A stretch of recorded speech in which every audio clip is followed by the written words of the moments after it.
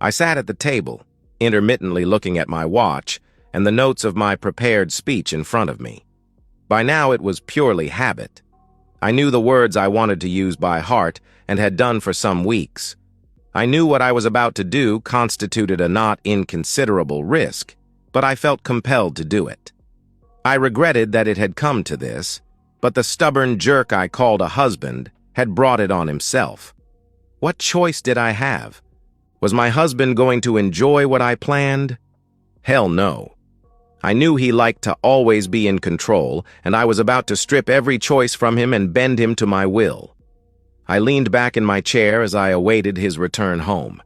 He could have no idea of the ambush I had prepared for him. I know what you're thinking. I was going to sit him down and announce I have a lover, then insist that he either goes along with it or I dump him and clean him out. Well, you'd be wrong. Nor was I going to announce I'm divorcing him or request a trial separation so I can mess around on him. Before you ask, no. I'd no desire to knock him out just so I could tie him up and humiliate him by being with his best friend. And don't insult his integrity by suggesting I was there to announce that I've found out about his affair, so I was off for a revenge intimacy or two. My husband is the most loving, sweet, and above all, loyal man. It has ever been my privilege to meet him. No, this was the other type of ambush, a more literal one. I glanced over at my accomplice, Matt, who was 6'4" of muscle and tattooed, and stared back at me vacantly from where he was idling in the doorway of the bedroom just inside the front entrance. Well, I didn't pick him for his brain capacity, did I? I glanced at my watch again. Almost showtime. Right on cue, I heard Dave's keys in the lock of the front door. I nodded at Matt and watched him disappear into the shadows. I put on my best smile. Dave opened the door and, without looking inside, shut it behind him. It wasn't until he had turned again and taken 2 paces towards me that he looked up. His face immediately fell. "Karen, what the hell are you doing in my apartment?" At that moment, the aforementioned 6'4" mountain man stepped behind my husband and clamped the wet cloth over Dave's mouth and nose. I watched sadly as Dave struggled, really alarmed at how long this was taking. In the movies, those chloroformed passed out immediately. In reality, my husband struggled and thrashed, and his eyes rolled around, trying to see his attacker, but the huge biker knew his business. It must have been at least 2 distressing minutes before Dave changed tactics. He momentarily appeared to relax, then lifted his right foot and stomped down.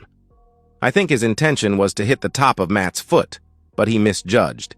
Instead, his boot skidded down the biker's shin. I cringed at the reflected pain as even I, like him big and stupid, winced. Quick as a flash, Matt's plan was abandoned.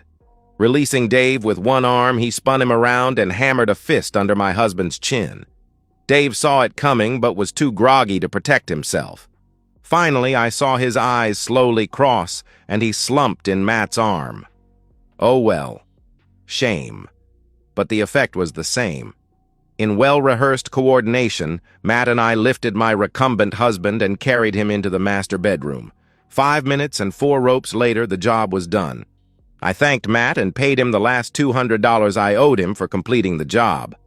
He pocketed it, then trundled out the door, patting his pocket to make sure he had his lockpicks. I sat on the side of the bed and gazed lovingly at my husband's face, while I stroked his brow. What the hell?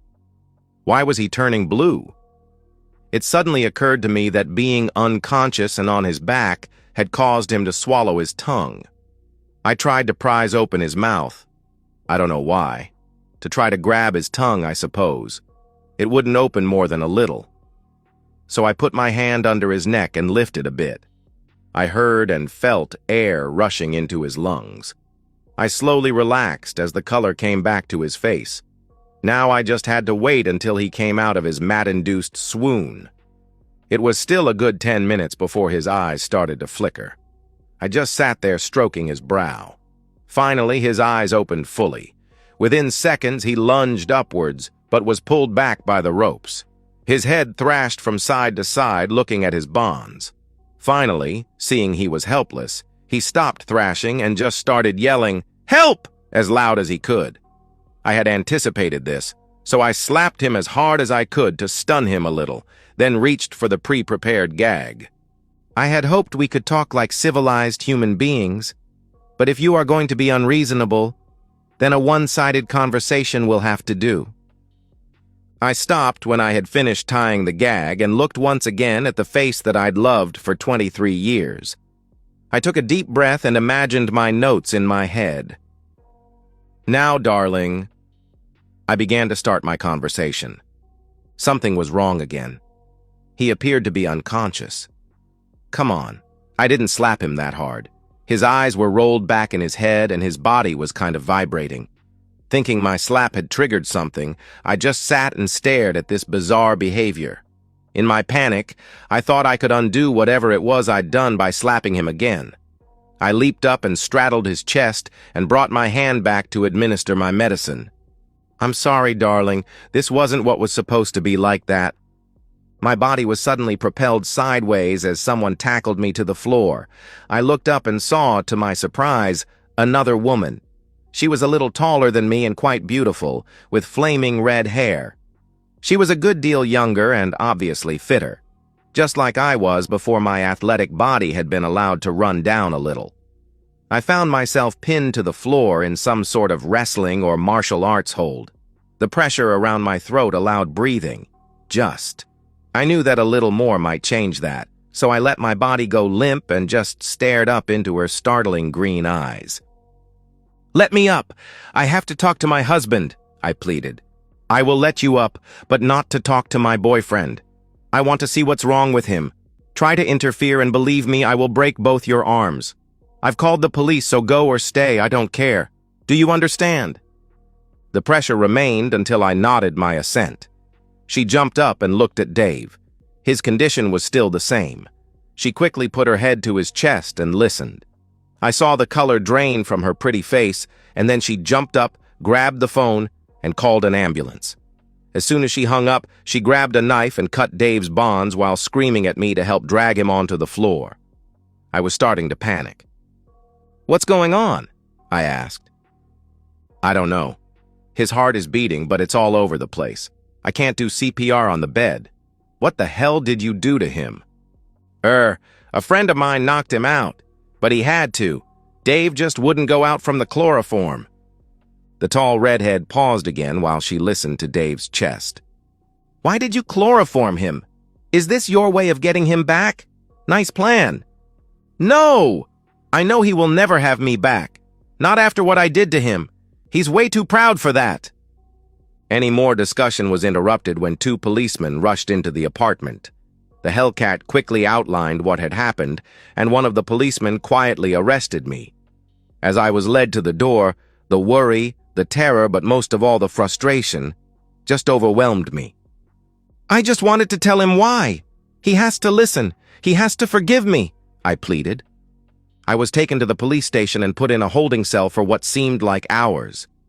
They'd offered to call a lawyer for me, but I knew I couldn't afford one. I'd spent just about all my savings on divorce lawyers until I'd accepted that Dave was gone forever. I was still terrified. What if Dave was dead? Then I could never explain why I'd done what I did and would never get his forgiveness. Finally, I was taken to an interview room.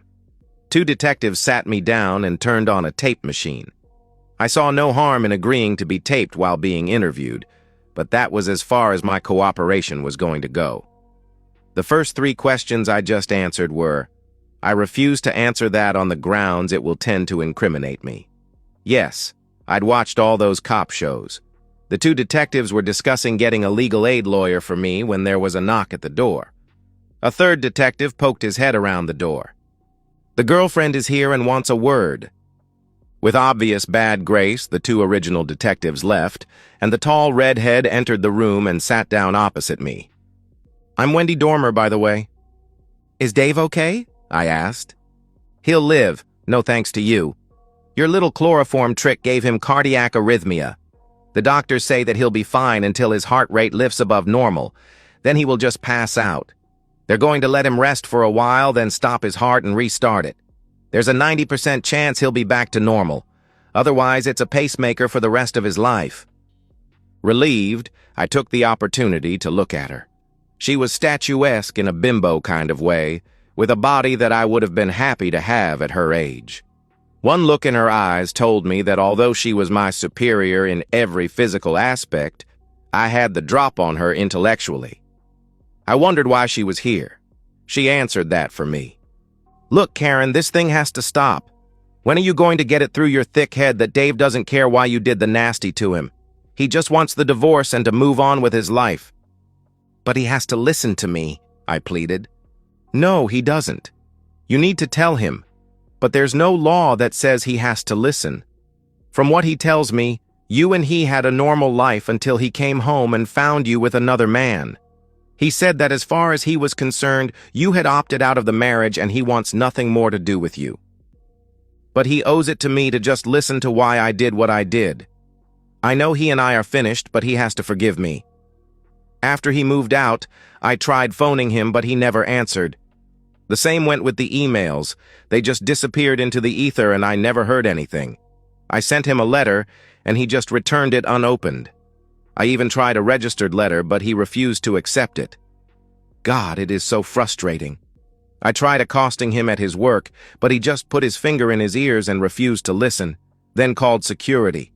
I tried explaining it to his mom, but she just called me a cheating woman and hung up. I even tried getting my mom and dad to intervene, but they told me they didn't want anything to do with me anymore. That hurt. But not as much as when my own kids refused to talk to me. My last effort was to refuse to sign the divorce papers unless he sat down with me one-on-one. He just halted the process. It is so frustrating. If I could just tell him why I did it, then we could all move on, and people would just start talking to me again. "What people?" she asked. "Anyone," I pleaded. Yes, I can see it would be frustrating. Let me tell you, Dave was disappointed that the kids took the attitude they did. He tried to tell them they shouldn't judge you, that the crimes you committed were against him, not them. But they're adults now and can form their own opinions. They're good kids. They and my two get on really well. "When did you see them? Did you go to Sydney?" I asked. "No. They were here last week. It's the second semester break." She let the news that my own children were in town but didn't come to see me sink in. "Look, Karen, if it's going to save Dave's life and stop you from doing this stuff again, I'll be happy to listen to you now. I promise to try to get Dave to hear me out." I seriously considered her offer. I stared at her innocent, slightly vacuous expression. What the hell? I had nothing to lose and lots to gain. The police had only a circumstantial case, with only Dave as a direct witness. I knew I could rely on his good nature not to press charges against me. If this woman tried to make a statement, I would just deny it. Hell, in my business life, I had two dumb jerks like her before breakfast every day. I decided to sound her out on one of the minor justifications I'd prepared. "Okay. I was a virgin when we married, and I'd always thought I may have been missing out on something," I started. "Yes, Dave thought it might be something like that.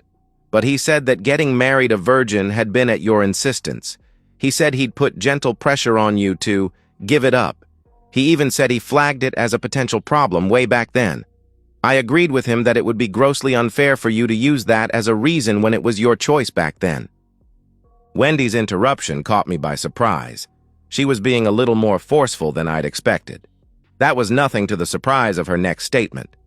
"And don't try to tell me you were just getting even for Dave playing away or neglecting you. The kids told me that growing up he'd always been attentive to you and spent all his free time with you and them. Don't try to tell me that he cheated on you first. I know him well enough to say that he is the most loyal, trustworthy, honorable, and respected man I have ever met. He would never dream of disrespecting you. Until you threw him away, that is." This woman was starting to annoy me with her naivety. I knew my voice was louder and shriller than I meant it to be, but I was beyond caring. "Well, that was the problem, wasn't it? Respect. I've got a friggin' university degree. Dave never made it past high school. I clawed myself up the corporate ladder, after taking off 10 years to look after the kids and nobody said anything. Dave gets promoted to foreman, and it's like everyone thinks he's been elected president. I hang around with smart business professionals who drive BMWs and dress nice. He hangs around with sweaty blue-collar yobs who drive Fords. He gets to eat what he likes and still looks hot, while I diet and still end up looking like a pudgy middle-aged housewife, even after the facelift and the breast job. Everyone likes Dave. Everyone respects Dave. Everyone wants to be with Dave. I hate it. I paused to try to lower my voice below the screech I knew it had become. Even when I got a promotion last year to group manager, all my own parents could say was that with all the money they'd spent on my education, they expected nothing less. But that didn't stop them from raving about Dave's bonus. I earned more in 3 weeks than Dave's bonus was for the entire year. It just wasn't fair. That year, I spent a bloody fortune on a hairdo, makeup, and a dress for my company's Christmas party. I turn up, and all anyone has to say is, "Where's Dave?" Do you have any idea what it's like to know you are socially, financially, and intellectually superior to your husband, yet your own parents seem to like him more than you? Do you? Wendy shook her head. Karen thought Wendy was the type of person she most hated. The sporty bimbo at school who had her pick of the boys. The vacuous type that hung around her husband at parties and laughed at his crude jokes while she was trying, but failing, to impress people with her knowledge and intellect. The ones that agreed with him whenever there was a disputed point, even when her argument was superior. Not just the women, but all the guys as well. The ultimate humiliation was when, after one argument, Dave came to her defense against the mob. The argument had been about stay-at-home moms. Dave had jumped in and extolled her virtues as a mother who had selflessly sacrificed her early career to give the children what they needed, a loving, nurturing environment. His comments on how good she looked after the ravages of 2 children should have drawn them together but had the opposite effect. She, the group manager, had to be rescued by a foreman. Well, after a while, I really started to resent it. Every time I tried to prove I was better in just some small way, it backfired. Just made me look competitive and worse, made people rally around Dave. In the end, I decided there was only one way to get one over Dave. I would take a lover. If I could keep an affair secret from Dave, then it would prove I was better than he was. Just to me. If I could find one that was a better lover than him, that gave me more excitement, then I could secretly humiliate him without him being any the wiser.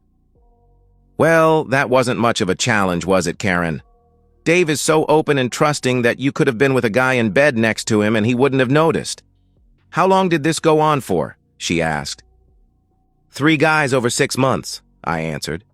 Wow, Dave thought it was just the one. Was it what you were hoping for? She asked. On the whole, no. Sure, it was satisfying getting one over Dave and successfully hiding it, but the intimacy was awful. Because I was so inexperienced when I married, I had no idea that Dave was better than most men. The guys didn't give a thing about my excitement, it was just wham-bang. Thank you, Mom.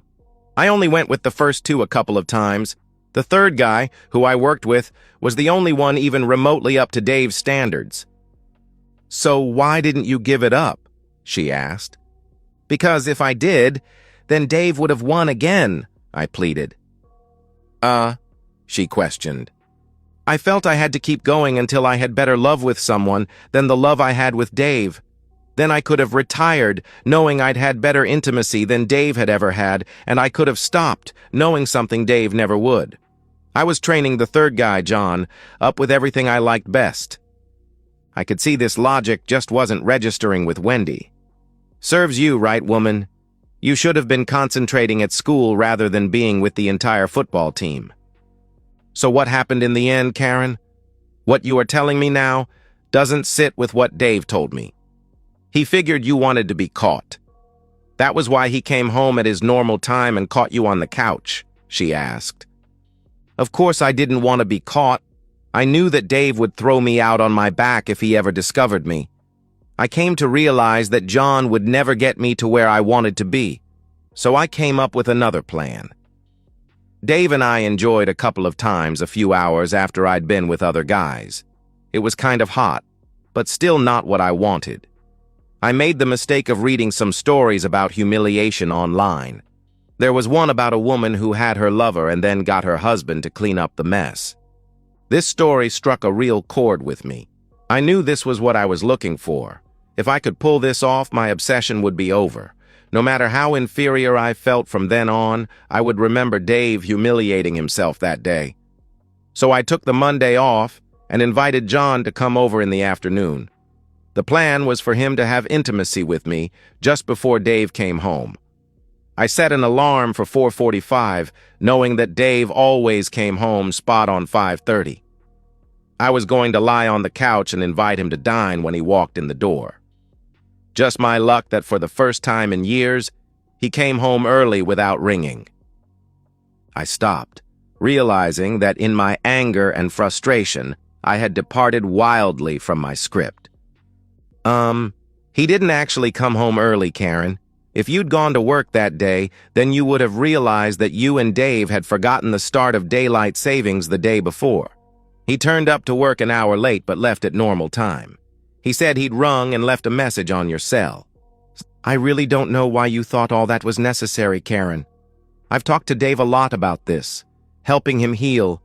At no time did he ever give me the impression he thought he was superior to you. In fact, he worshipped the ground you walked on.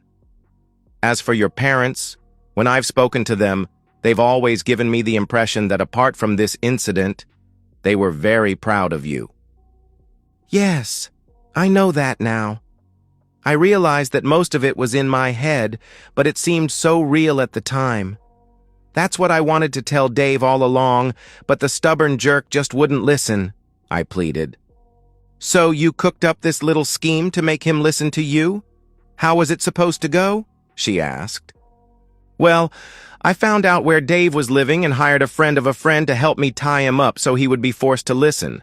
I bought some chloroform on the internet and broke into Dave's apartment. When he came in, the guy was supposed to chloroform him and help me tie him up. It turned to hell, though. The chloroform didn't knock him out, and he started to lash out. My hired help had to knock him out with his fist. Then we tied him up, but just after he started coming around, he had that strange fit thing. I slapped him to get him to pay attention, and that was when you burst in. You will keep your promise, won't you, Wendy? You will tell Dave why I did it, won't you? Before I answer that, Karen, I just wanted to ask how you think your scheme turned out, she asked. Well, Dave won again, didn't he? I lost my job. All my friends and family deserted me, and even my own kids won't even tell me when they're in town. Meanwhile, Dave gets to be the victim. My reputation is in tatters. I'm damaged goods. If I ever want a date, I'll have to leave town. Dave gets women flocking to line up just on the off chance you and he split up. No chance of that, Karen. I know gold when I see it. Now back to your question. I have no intention of telling Dave your twisted logic for destroying his life. Frankly, I didn't understand a word of it, and I can only see it inflicting more pain on him. Maybe one day when he is stronger, I'll trickle-feed it to him, who knows, she answered. As I was calling her a reneging woman, I noticed she was twirling the index finger of her right hand in a circular motion while pointing it at the ceiling. The meaning of this became apparent when the door opened and the original two detectives re-entered the interview room. One walked straight to the tape recorder on the table, hit stop, and retrieved both tapes. Well done, Sergeant Dormer. An unusual tactic, but a plain confession of breaking and entering, assault, conspiracy, and unlawful restraint. We'll have to see how Mr. Brown goes after the operation to see what other charges we can come up with. Thanks, Rex. I know Dave will hate this, but the only way he will ever be able to relax after this is if this mad cheating woman is safely behind bars. She turned just before she got to the door. Karen, when you get out, please respect Dave's wish to never see you again. I was too bewildered to even answer. Hell, was I smarter than anyone? And so, we've reached the end of today's story. Was it what you expected, or did it take a twist you didn't see coming? I'm curious to hear your thoughts. Share them in the comments below, and let's get a conversation going. If this story kept you hooked, make sure to hit that like button. And if you're new here or just haven't subscribed yet, now's the perfect time to join our community. I bring you fresh, captivating stories every day, so click that subscribe button and turn on notifications so you never miss out. Thanks for watching, and I'll see you in the next one.